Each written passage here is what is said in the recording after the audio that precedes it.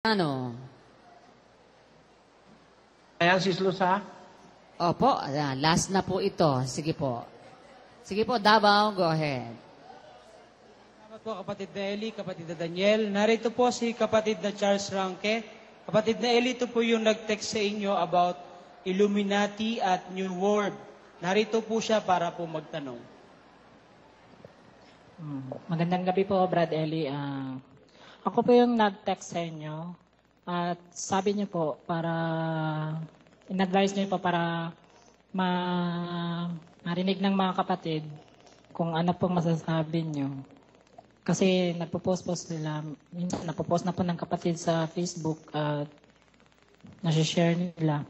Kung totoo ba ang Illuminati at New World Order at dapat ba itong pag-ukulan ng oras at panahon ng isang kapatid. At may follow-up question din po yung nagre-research tungkol dito.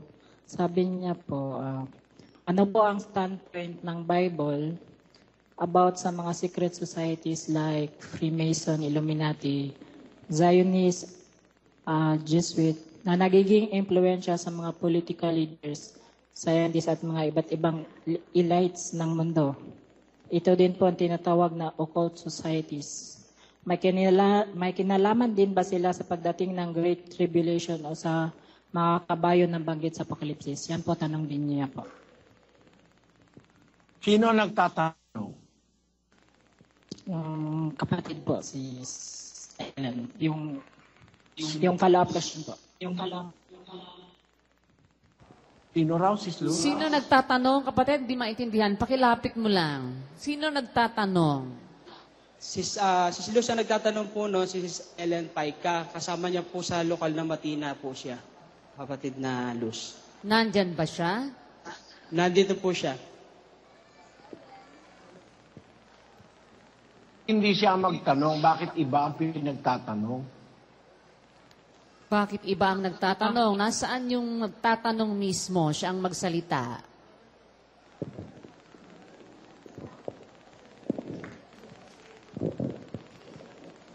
Magandang gabi po, Brother Eli. Yun po kasi ang in-advise sa akin. So yun, si Brother Charles na rin po ang nagtanong. Nakita ko rin po yan sa True TV po. Yung about sa yung Illuminati. Yung isa naman yun sa History Channel, about naman yun din sa mga secret society na-feature din po yung Freemason. So, nagiging occult sila dahil din po yung mga member nila nagiging satanic po. Meron po silang member na satanic o satanism po. Kaya natanong ko lang po kung baka may kinalaman din po sila sa mangyayari sa sanlibutan, yung Great Tribulation po. Kasi sila din po yung mga nagpapauna, yung mga New World Order, at saka yung mga pagkain na may mga toxins, yung mga chemical. Yan po. Ano masasabi mo dyan, Sis Luz? Makikinig lang po ako sa inyo. Hindi po ako naniniwala sa ganito kasi yun nga po, talagang maraming mga masasamang mga tao ngayon, lahat ng klase ng kasamaan. Pero itong parang sila yung magiging ganyan, hindi po. Nakikinig lang po ako sa inyo, Brad Eli, kung anong sasabihin po ninyo. Alam ko kung sana ako dapat ang alam mo sasabihin mo kasi kung nakakatiyak ka sa samahang ito, anong kailangang mag-aral ka pa ng ibang samahan?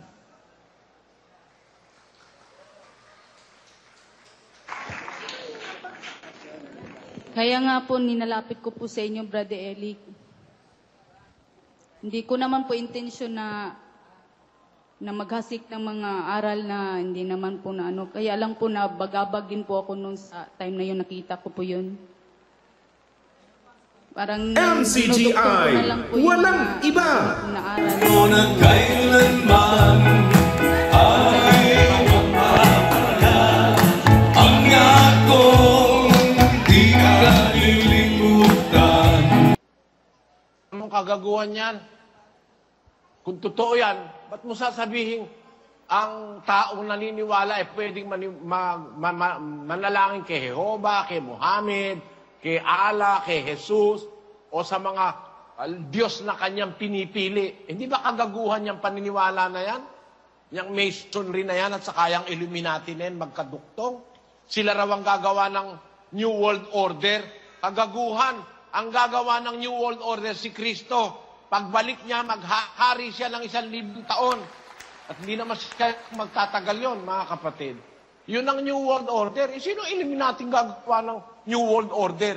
Itong mga taong itong nabilang sa Illuminati, nang gumukuha ng impluensya para magpakinabang. Meron pa nga silang write-up tungkol dyan sa Illuminati na pwedeng maging hoarders ng pera yan para mag-cause ng depression at saka ng kung ano-anong. Basahin mo ito. Ayan. True TV, Illuminati, hoarding money. Conspiracy theorists believe that the fluctuations in the world markets, major bank bailout, and economic recessions are all caused by the Illuminati, an ancient secret cult of the super rich. The Illuminati may also be hoarding money, ostensibly to either prepare for the post-apocalypse or to actually cause such a doomsday in which they would emerge to create a one-world government. Masama ang gusto niyan Gusto niyan agawin yung karapatan ni Kristo na magtayo ng isang one-world government. Yung gagawin ni Kristo sa loob ng 1,000 taon, pinipre nitong Illuminating ito. Sila ang gusto humawak ng power. Kaya ba pag-aaksayahan nyo ng panahon na basahin, mga kapatid, ang write-up tungkol dyan? Sa mga tinuturo niyang Illuminati na yan? Napakawala nyo naman pananampalataya, nakakasama naman kayo ng loob.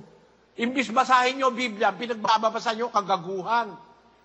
Maniwala na nga kayo kung gusto nyo. Gago ang tawag ko sa mga iniwala dyan. Yun ang sagot ko, kapatid na Luz.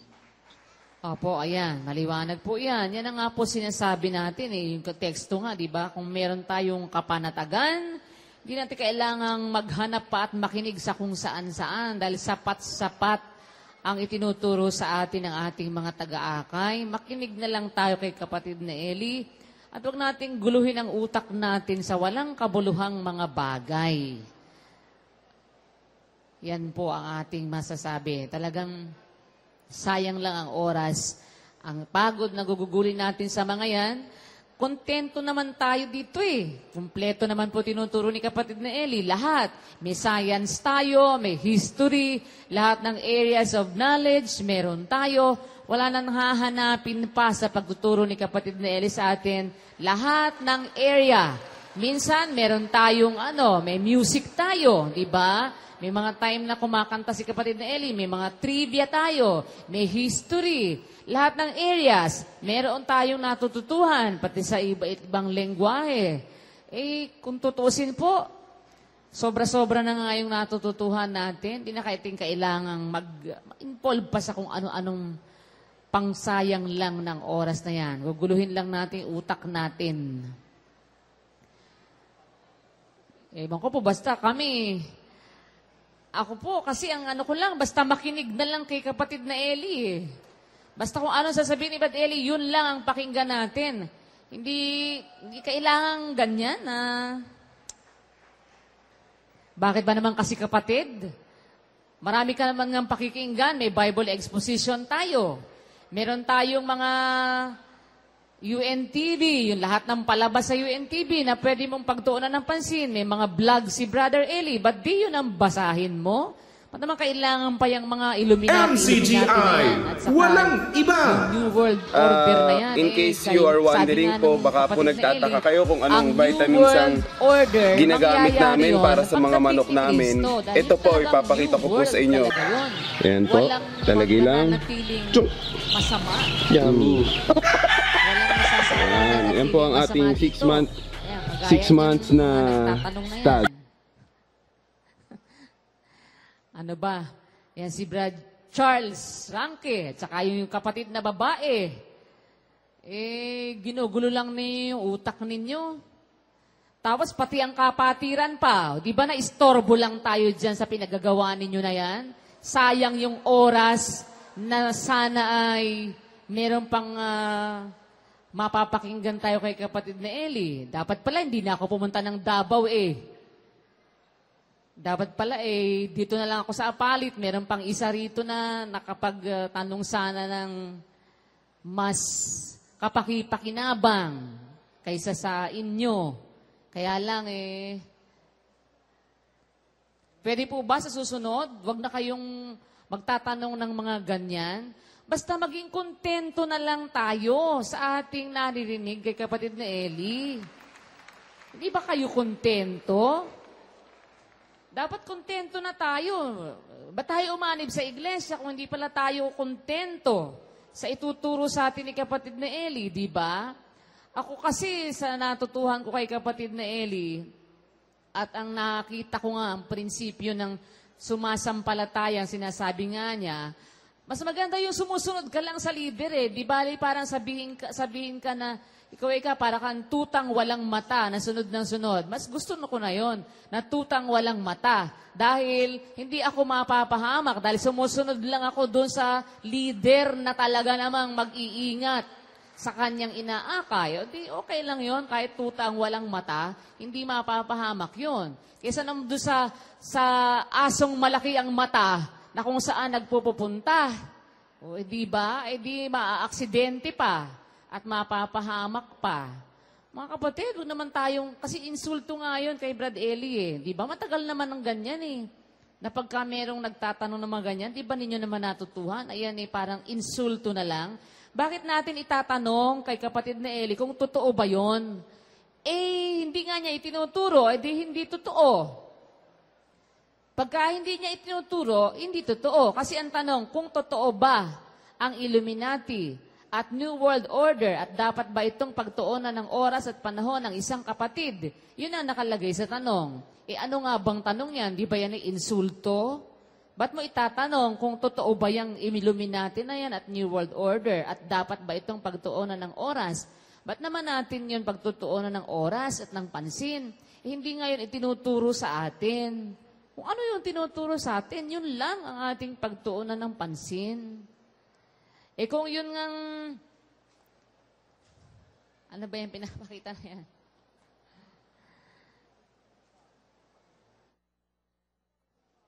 Pinakita si Presidente. Opo, bakit sinasabi ba siya? Bakit natin siya ipinakita? Ano bang sabi ni President Noynoy? Sige nga, pinakita nyo na rin lang. Sige, play. Paminsan-minsan ko po napapanood. Nakakagulat, 29 years na po pala kayo. At sa atin, basta yung mga tumutulong para yung ating po mga kababayan ay mapalapit sa Diyos, dapat naman siguro hangaan at tulungan dahil yung ating po freedom of religion enshrined in the Constitution. Marami po tayong problema at isang malaking bagay yung pag-aayos ng buhay espiritual ng lahat nating mga kababayan. At kung sa dating daan po na nahanap ang alam pong landas, tayo po okay doon at sana magpatuloy yung trabaho ng paglalapit po ng lahat nating mga kababayan sa Diyos. Well, Brother Eli, talaga namang significant achievement to last for more than a generation. And hopefully, the good Lord will still bless you with the health to be able to carry out your faith, your evangelization work. Ayan, tingnan nyo, si President Noynoy ay nanonood din sa dating daan. At yun ang kanyang sabi, yun ang kanyang komento, di ba? Tayo naman baka nga yung mga ibang kapatid na nagko-concentrate dyan sa mga Illuminati na yan, baka nanonood ba kayo ng dating daan? Baka hindi nga kayo nanonood ng dating daan at inatupag na lang ninyo yung panonood ng mga sinasabi tungkol dyan sa New World Order na yan. Yung iba nga po kasi, kung ano-ano binubuksan sa... Pangunahin na sa lahat, Cislos, hindi naman aral ni Kristo yung Illuminati na yan Ang aral ni Kristo, Kristyanismo, hindi Illuminati. MCGI, Hindi walang naglatin si iba. Kristo. I just went here Nung nasa from the lupa. Philippines for this concert. Yung Illuminati, How much Latin is yan. keeping on everything the Aristotle? Lingwa I don't yan ang mga really know the number, but antikristo I nung think you can una. buy a car. Yung mga kumalaban kay Kristo, mga Romano, yan ang 100% yes. lingwahe. So you have no regrets at all? Yung Latin. Zero Yan ang None! gamit